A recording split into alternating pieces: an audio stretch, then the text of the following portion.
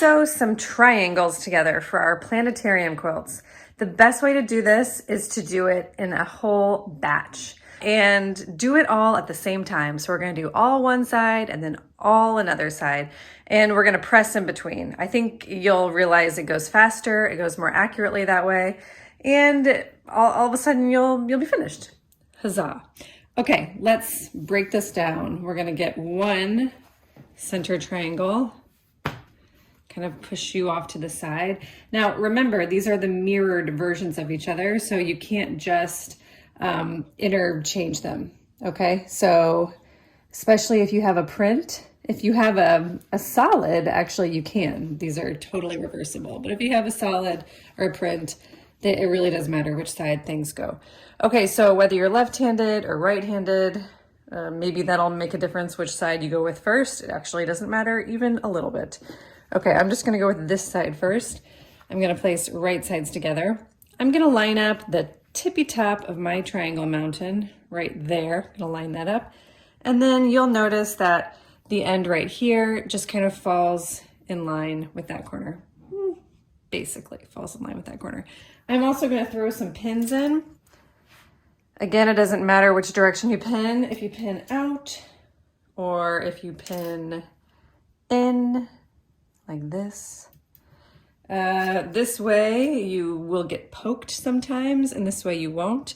But I find it actually easier to put pins in that way. So I just get poked sometimes.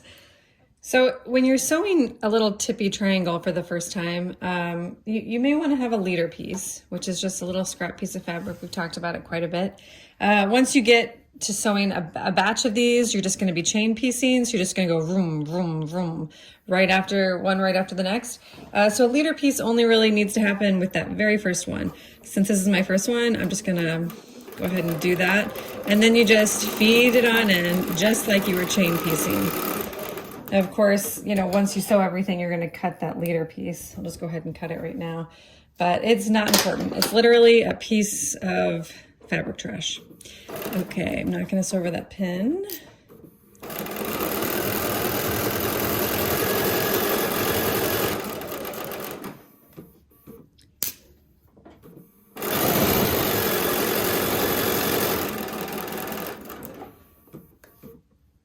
I'm letting my feed dogs do the work, but I am guiding it. You know, I'm kind of pressing that top just a little bit, just because it's on the bias, so that top fabric can stretch more than the bottom fabric. So, you know, it's like a motor skill that you just learn with your machine.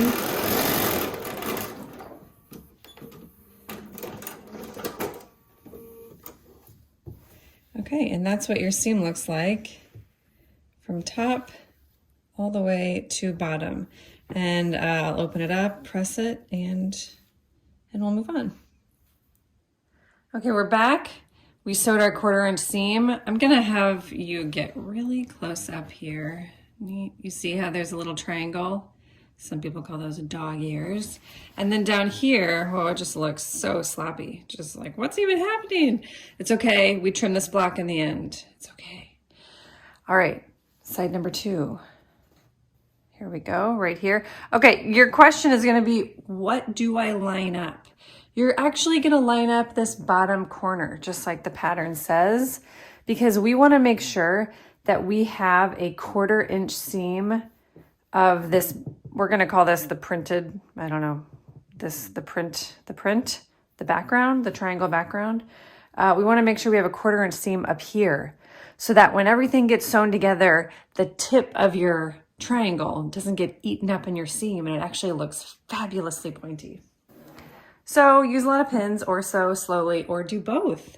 Okay, I'm gonna sew my seam, and then I'm gonna press it, and then we're gonna trim together, because I wouldn't leave you hanging. Let's do it all together. Hello, we're back with our very nicely pressed block. Isn't that nice? It's very flat. And I have my 12.5 inch ruler. I highly recommend getting a 12.5 inch ruler, or getting some cardboard and cutting it out to be a 12.5 inch template. That way you're not doing, you know, measurements with a ruler that is totally a different size. Here you literally just like plop it on and cut around it. 4 cuts later, you're finished. So just like our quarter circles, I recommend doing all of these cuts at the same time. That way you get into a rhythm, you know, you start churning, you start getting fast, you just get, you know, you get it done. That I want to draw your attention to that are going to be the most important. There's going to be, of course, this tippy point, and then you're going to have these 2 points. Okay, I'm going to flip this. Let's just flip this so you can visually think about it. I'm going to end up flipping it back. But for now, I'm going to flip it because this is going to be your star point. Okay, so internally think to yourself, like, what do I care more about? Do I care more, like, if push comes to shove and, you know, my block is a little bit off, do I really want the tips of my star to be just like perfect, chef's kiss, perfect? Or do I want this, you know, area to be like right on? In the sewing portion of those videos, I show you a couple little hacks so that, like, no matter what you decide, you're just gonna like do a great job anyway. But, you know, something to think about if you're like, ooh, I'm just you know, like an 1/8 of an inch off in one spot, I'm gonna choose to make it really nice here. Okay, so enough of that. Half of 12.5 is, math wizards, 6 1/4. Okay, so that's what we're going to be lining up with the center of our block. That's going to be this triangle tip right here, 6 1/4. And then something I did, just because I like to visually do these things for myself. Let's see if you can see that. I made myself a little square. I just used a Sharpie that I can rub off later. I made myself this little square because if you measure a 1/4 inch from the bottom of this, your triangle tips are going to get eaten up by your seam. What you really need is you're measuring the tip of this square, if that makes sense. Okay, so it's like this little dot right here, and then over on this side it's this little dot right here. So that's what I'm lining up. And then on the top, I'm lining up a 1/4 inch down and then 6 1/4 right there. Okay, so those are like my 3 spots on my ruler that I'm gonna be cued into. So that 6 1/4 is gonna be, let's focus up. All right, 6 1/4 is gonna be this triangle tip right here. I wanna be sure I have a 1/4 inch seam allowance up here. And then down here, I wanna make sure that this seam intersection is hitting this square corner here. Okay, so do I need to do a little bit of, make sure everything is really nice and flat?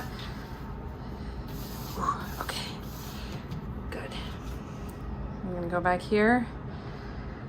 I'm gonna line up and then I'm gonna make my cuts. Okay, I have everything lined up. I have the corner of that triangle lined up with this intersection. Same with this. This is lined up with the center. Here, maybe I'll just zoom in, get really close so you can just see how that's looking. That's looking, okay, so that's a little bit shy. Maybe that could have gone up like a hair, like an actual hair. But I really wanted my points to be nice. So down here, you can see how those are just really lined up. So I guess I don't know, choosing to, in my trimming, to focus up on those tips.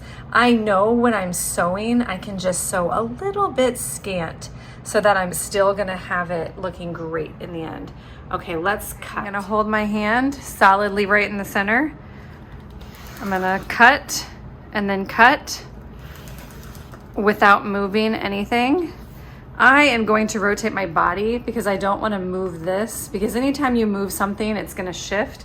So I'm going to rotate my body. Here we go, walk around, and I'm going to do my 3rd and my 4th cut. Trying as well as I can to cut away from myself.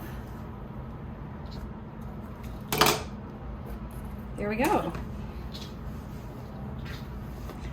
And how great does that look?